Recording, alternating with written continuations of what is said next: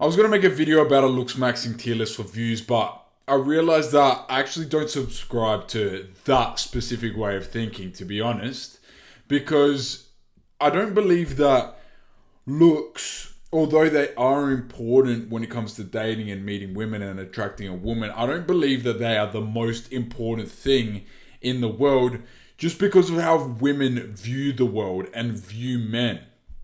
Now, I think looks maxing in general and improving your looks to attract women is a very feminine way of viewing the world, because I think that that's how women think, that's how women look, and that's how women act. And over time, men have adapted that way of thinking. And I don't believe it's the right way for men to behave, think, and act. Because, yeah, although I do believe that you should improve your looks and you should become as good looking as possible and max out your stats and max out your attributes and max out your looks, I don't believe that this is the best way to get women. And I think that when a guy subscribes to the looks maxing way of thinking, I think that they go down a huge rabbit hole that they don't necessarily need to go down, and it just skews their view of the world. And, I think there's certain habits that are good for men to have, such as mewing. I think mewing in itself is fine, although it's got a fucking stupid name. I think that, obviously, perfect tongue posture, keeping your tongue at the roof of your mouth, nasal breathing, deep nasal breathing is a good thing and will benefit you. But there are so many other things when it comes down to looks maxing where I see dudes just, consume all this content and they go down this rabbit hole, and it tends to just be autistic and it ruins a lot of things for them, and it just skews their view of how they see things in the world. For example, I don't believe that bone smashing and stupid ways of thinking and doing such as that are good for men, because you're compromising your looks, your original looks, your genetics that your parents gave you, your genetics that, when your parents are gone, that's the only way you're going to be able to remember them by. You can look at photos, but you look yourself in the mirror and you're like, damn, that's what my dad had, that's what my mom had, this, that, right? But that's besides the point. I think that looks maxing is extremely feminine. It is an extremely feminine way of viewing the world, because women improve their looks, they care about their looks because they understand subconsciously that men care about the physical. Men care about the physical. I'm not saying women don't care at all, but women don't care to the extent that men care. A woman cares about the physical, she cares about her looks, and she cares about how she appears in front of everyone, because she knows that a lot of her value is put into beauty. Now, look, my belief is that you should improve your looks, but once you get too far in, you're essentially cooked. Then guys, like I said, start with the bone smashing, they do other things, and it's a hyper feminized way of viewing the world, right? It doesn't mean that you should give up on your life if you're not good looking. You shouldn't improve yourself. Max out the attributes that you can max out. But you shouldn't autistically looks max to the point of, oh my goodness, if I'm not good looking, I'm screwed, because that's not the opportunity of life that men have, right? I think dooming is a recipe for disaster, because I believe that he who believes he is and he who believes he isn't, they are both right, meaning that you should have a positive outlook on the world. But to my main point, you don't realize that you're applying a male view of the world on women. That's not how women see things. And let's be honest, the reason we want to improve our looks is for women. And it's okay to be vain and it's okay to admit that. But you have to understand that, yeah, women care about looks, but it's not to the extent that men care about it. So you're looking at it through a male's perspective, okay? Looks are important, but you have to focus on what you're able to fix, not focus on the things that you can't fix. So let's go over the traits that you should develop before you start dooming and bone smashing and following all these autistic ways of thinking. Now, let's focus on the surface level things first. Okay, obviously we know that the physical aspects are important to an extent. So you got to max out the physical aspects that you can. Okay, so this means take care of your hair. Learn how to fade yourself. I learned how to fade myself, bro. I faded my beard into my hair. I've cut my hair once every 2 weeks. You know, get someone else to do the back of your hair. I just grow a mullet because it's easier. It's easier not to fade the back. And it doesn't look too bad on me. So figure out what works for you and what doesn't work for you. And make that shit work if you want to learn how to cut your hair. Because, bro, in Australia, a normal haircut's like $50 to $60. It's beyond cooked at this point. I don't need to pay for a trim every 2 weeks. I bought a razor that cost me $180. It's a good quality cutter. I cut my hair every 2 weeks. I look fresh. I'm quite good at fading hair at this point. And I'm able to, you know, maintain my own looks. As well as this, take care of your beard. If you can grow a beard, I'd highly recommend you grow one. If you can't grow a beard, and, you know, I don't know, there's ways that can help you grow a beard. I don't know if they're bullshit or not. I don't really care to find out if they're bullshit or not, because I was able to grow a beard from the age of like 18, 19. So I don't care. You figure out what works for you and optimize for yourself, right? Next, mewing. I believe that, obviously, like I said before, correct tongue posture, deep nasal breathing is the way we're meant to breathe. If you're not doing that, you're going to probably have an underdeveloped jaw, and other aspects of you are going to be cooked, right? You know, internally, who knows what the bad effects are of not nasal breathing. I'm sure if you research that shit, it's not going to be good. All right. Now, how you dress and, you know, smell is also important. This is important for presentation. If you're meeting someone for the first time, you need to smell good. If you're meeting for someone for the first time, you need to be dressing good. Now, I like to dress comfy. I dress, you know, tracksuit pants, trackies, cargos. That's my type of style. Now, if I'm going out, obviously I'm wearing like a suit. I'm wearing something nice. I'm wearing a button down, button up, whatever. And I'm smelling good. I got a collection of colognes. I don't give a shit if that shit boosts your estrogen and gives you bitch tits. I don't care. I smell good, I look good, and that's all. Okay? Now, to the more important things. I think that attracting women is mainly about the balls you have. Do you have enough balls? Do you have the balls to go and just talk to that person? Because most guys aren't willing to do that. They're not willing to embarrass themselves. They're not willing to put their reputation on the line. They're not willing to face rejection. They are not willing to put themselves out there, so therefore they're not willing to try. Most men don't even try to go and talk to her, to go up and walk up to her and try and start a conversation. How do you even know that looks are going to help you with women and bone smashing and all these autistic tendencies? How do you know these things are going to help you if you never even try to talk to a woman in the first place, right?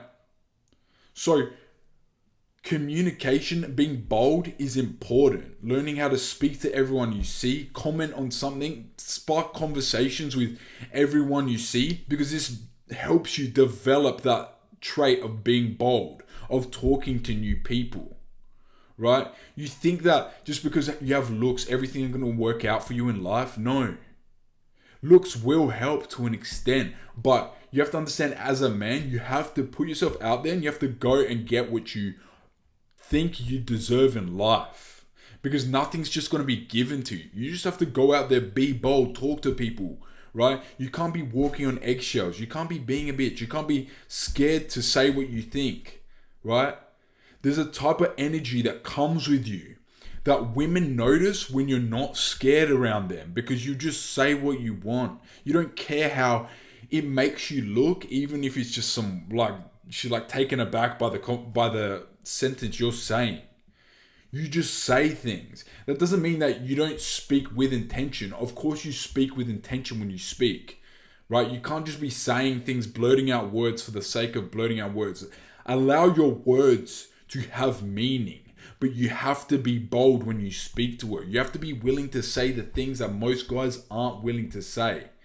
Because most guys, when they meet a woman, they're going to be walking on eggshells, they're going to be scared, they're going to be timid, and this is not going to build a good experience for her. And she's not going to remember you because you're just being a little bitch. And on top of that, you have to understand how to be a good communicator. You have to understand how to be funny. You have to understand how can you make her experience enjoyable? Is it a memorable one? Is she going to remember that conversation? And the way you do that is through depth in conversation, being funny, bring your own sense of humor, bring your own wittiness, bring your own jokes, your own, way of speaking and communicating, because you're not going to be able to copy me when it comes to speaking. You're not going to be able to copy another guy. All right? You're not going to be able to copy anyone else because all you are is you.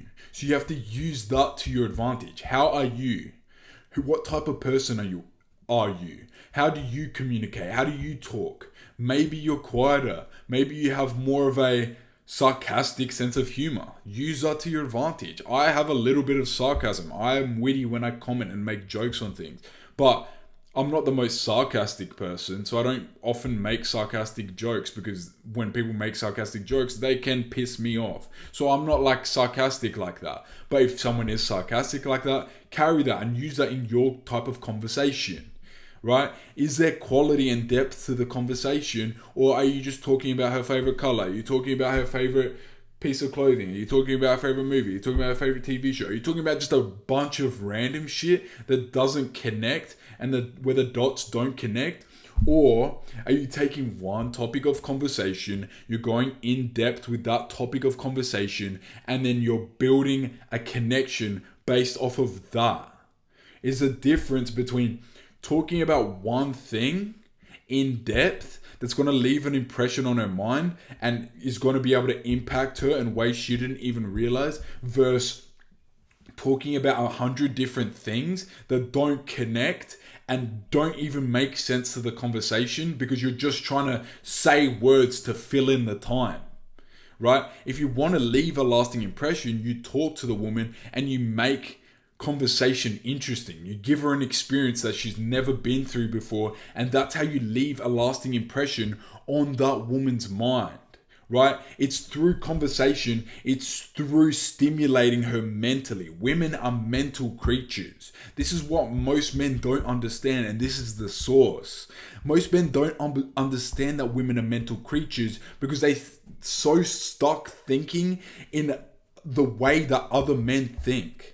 They think that, I like women for their looks, so therefore women must think exactly like I think. But that's not the case. That's not the reality. Women think completely different. They're mental, they're emotional. They live essentially on a complete different plane to men. We live on the physical plane. We see things, we experience life like this. Whereas women, yes, they are physical, but not to the extent that men are. They don't care about the physical to the extent that men care about the physical. They're mental beings. They're emotional beings, right? That's why to men, if you see a chick constantly get cheated on, but she has such a mental and emotional connection to a guy that she doesn't leave him, then to a guy, you're like, well, why don't you just leave? But to that woman, from a woman's perspective, it is, damn, he has such an emotional and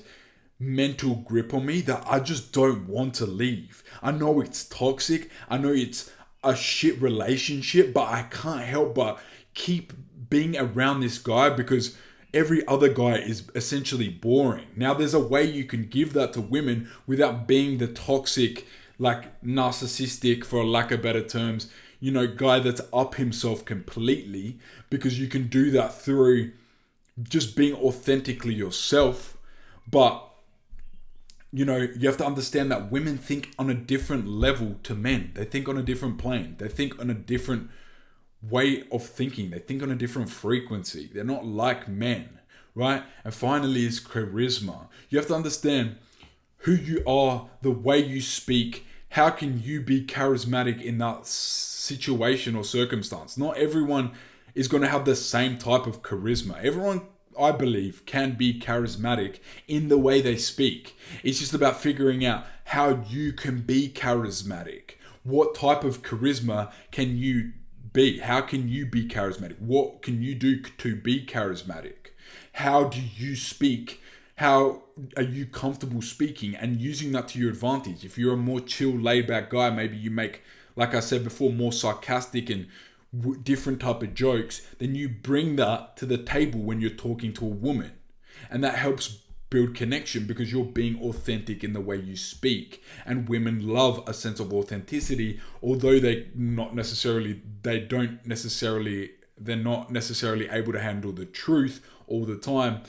They can respect that level of authenticity, and that they can see that you're speaking from the heart. They see that you're not bullshitting, and they see how you carry yourself is authentic, right? So in terms of everything, I think that there's so many different attributes and attributes about yourself that you can level up as a man, as opposed to just being worried about looks, because life as a man is not played on that plane. It's not played on the same plane as women. You're thinking in a hyper feminized way of thinking. You need to be able to look at yourself as a man and think, okay, I'm in the gym leveling up my body. I'm maxed out my face and my hair and whatever attribute as much as I can be. I don't really think that unless you're unkept, you're fat, hormones are cooked and you're balding, and certain attributes about you that are completely cooked, even then you can still maximize what you have as a man. But I don't believe there's realistically a completely tapped man on planet Earth, bro. If you work on yourself and you're in the gym working out and you're maximizing every other attribute, I believe you'll be completely fine. But if you're so worried about your own looks that you're in your own head and you're constantly like, oh my goodness, what are other people gonna think of me? What am I gonna do? Like, bro, that's not a good way to think as a man, because it's hyper feminized. And as a man, you need to understand that we live on completely different planes to how women think, right? So looks maxing is not going to work to the extent that it works on men. If a woman looks good, you as a man, you're going to be like, damn, she looks good. I want to speak to her. I want to holler at her. Or you're just going to be a bitch, whatever. But as a woman, women don't think in that way. Yeah, they're going to like a good-looking man, a well-kept man, but at the same time, there's how many different examples of tapped men being with good-looking women, and it's not even because of all of that and just looks. It's also because what access do you have to women? For example, you can be a tapped guy, but you can be with a bad chick just because you're around the same environments as her and you spend enough time with her so she can get to know you and build a connection with you, and she starts feeling some type of way about you. And that, as a man, that is life as a man. There's so many ups and there's so many downs, but you have to understand that you can't live life in the same plane as women, otherwise you're going to be living a miserable existence. And that's just facts.